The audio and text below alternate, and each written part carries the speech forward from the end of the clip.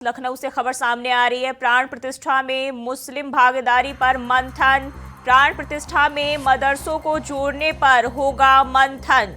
दोपहर 12 बजे से शुरू होगा शुक्रिया मोदी भाईजान अभियान। मुस्लिम हित में किए फैसलों का प्रचार करेगी बीजेपी। बीजेपी अल्पसंख्यक मोर्चा के कार्यकर्ताओं को मिला जिम्मा। तो मुस्लिम हित में किए फैसलों पर बीजेपी प्रचार करेगी और बीजेपी अल्पसंख्यक मोर्चा के कार्यकर्ताओं को इसका जिम्मा दिया गया है।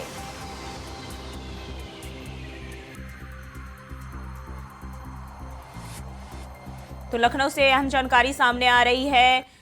प्राण प्रतिष्ठा में मुस्लिम भागीदारी पर मंथन किया जा सकता है और दोपहर 12 बजे से शुक्रिया मोदी भाईजान कार्यक्रम जो है वो शुरू होने वाला है। ये अभियान शुरू होगा और प्राण प्रतिष्ठा में मदरसों को जोड़ने पर मंथन किया जाएगा।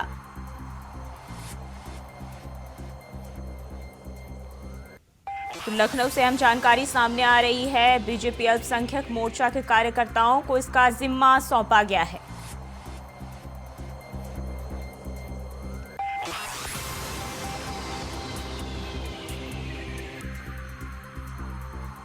और इसी खबर पर ज्यादा जानकारी के साथ लखनऊ से ब्यूरो चीफ प्रियम पाठक हमारे साथ जुड़ गए। प्रियम, क्या कुछ होने वाला है? प्राण प्रतिष्ठा में मुस्लिम भागीदारी पर जो है मंथन करने की खबर सामने आ रही है।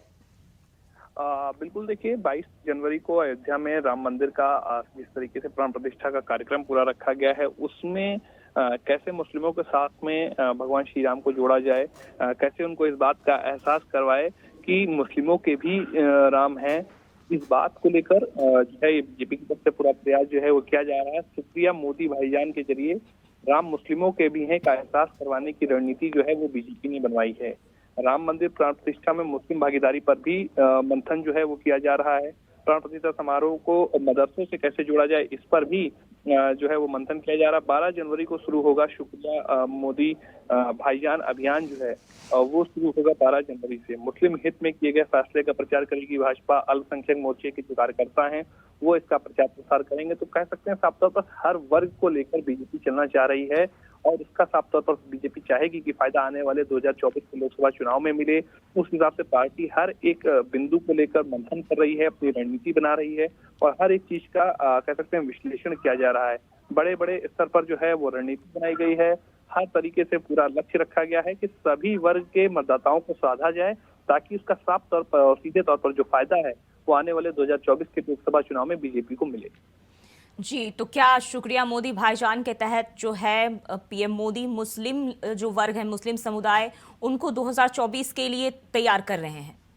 बिल्कुल, देखिए ये जैसा मैंने कहा हर वर्ग को लेकर साथ में चलने की बीजेपी ने रणनीति बनाई है कि सबका फायदा जो है उसको आने वाले चुनाव में मिल सके हर एक स्तर पर। इसीलिए अगर आप बात करें तो सभी वर्गों को साधने के लिए ये बीजेपी की तरफ से रणनीति बनाई गई है, चाहे वो अल्पसंख्यक वर्ग को लेकर हो, दलित को लेकर हो, अलग अलग वर्गों को लेकर रणनीति बनाई जा रही है। और अयोध्या के जरिए पूरे कह सकते हैं देश का 2024 का लोकसभा चुनाव बीजेपी लड़ने की रणनीति बना रही है।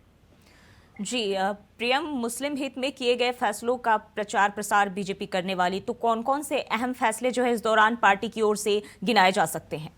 देखिए, मुस्लिम हितों को लेकर जिस तरीके से बीजेपी ने पिछले अपने 2014 के बाद जो कार्यकाल रहा है प्रधानमंत्री नरेंद्र मोदी के नेतृत्व में, और उसमें अल्पसंख्यक समाज को लेकर जिस तरीके से जो कार्य किए गए हैं, चाहे वो हज यात्रा को लेकर हो या अन्य जो मसले हैं उनको लेकर हो, ट्रिपल तलाक का मुद्दा हो मुस्लिम महिलाओं के लिए, उन सभी चीजों को लेकर बीजेपी अब इन वर्ग के मतदाताओं के बीच में जाएगी और उनको एहसास कराएगी कि बीजेपी सभी को लेकर साथ में चलने की पर जो बात कहती है उसको धरातल पर भी उतार रही है। प्रियम, बीजेपी अल्पसंख्यक मोर्चा के कार्यकर्ताओं को इसका जिम्मा सौंपने की बात कर रही है, तो क्या कोई नाम सामने आया है कि किन किन को ये जिम्मेदारी दी जा सकती है?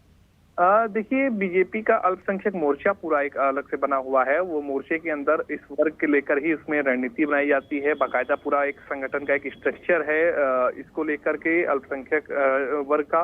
तो उसी के तहत उन्हीं को ये पूरी जिम्मेदारी सौंपी गई है। उसमें अलग अलग पद के जो पदाधिकारी हैं वो मौजूद हैं, उस वर्ग के कार्यकर्ता उस मोर्चे में जो है वो मौजूद हैं। तो उनको ये जिम्मेदारी दी जाएगी कि वो इस वर्ग तक पहुंचे और वहां पर जाकर बेहतरीन तरीके से प्रचार प्रसार करें और वहां पर मतदाताओं को इस ओर आकर्षित करें।